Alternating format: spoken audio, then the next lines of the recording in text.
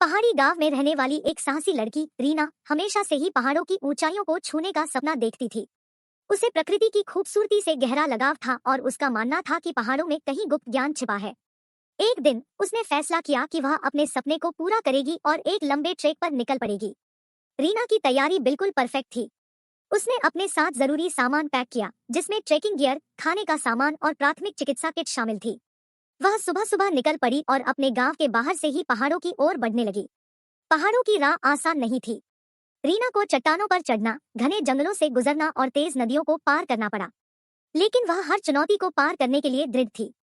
रास्ते में उसने कई खूबसूरत नज़ारे देखे, जिनमें से कुछ तो उसे पहले कभी नहीं दिखे थे। कई दिनों की यात्रा के बाद रीना पहाड़ों की सबसे ऊंची चोटी पर पहुंच गई। वहां से वह पूरे गांव को देख सकती थी और उसे अपने सपने को पूरा करने का गहरा एहसास हुआ।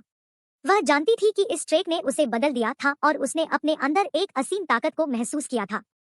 एक छोटे से गांव में रहती थी एक सुंदर सी लड़की, जिसका नाम किरण था। किरण को बचपन से ही सूरज की रोशनी बहुत पसंद थी। वह अक्सर सुबह जल्दी उठ जाती थी और सूर्योदय देखती थी। उसे लगता था कि सूर्य की रोशनी में कोई जादू है, जो उसे ऊर्जा और खुशी से भर देती है। किरण को सूरज की रोशनी में खेलना भी बहुत पसंद था। वह अपने हाथों को फैलाती थी और उसकी किरणों को अपने चेहरे पर महसूस करती थी।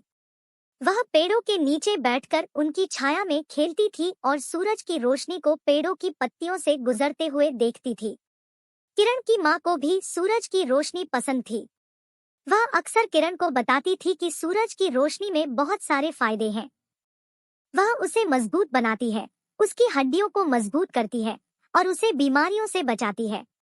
किरण को सूरज की रोशनी से इतना प्यार था कि वह उसे अपनी सबसे अच्छी दोस्त मानती थी। वह हमेशा सूरज की रोशनी में खुश रहती थी और उसे लगता था कि दुनिया में सब कुछ अच्छा है।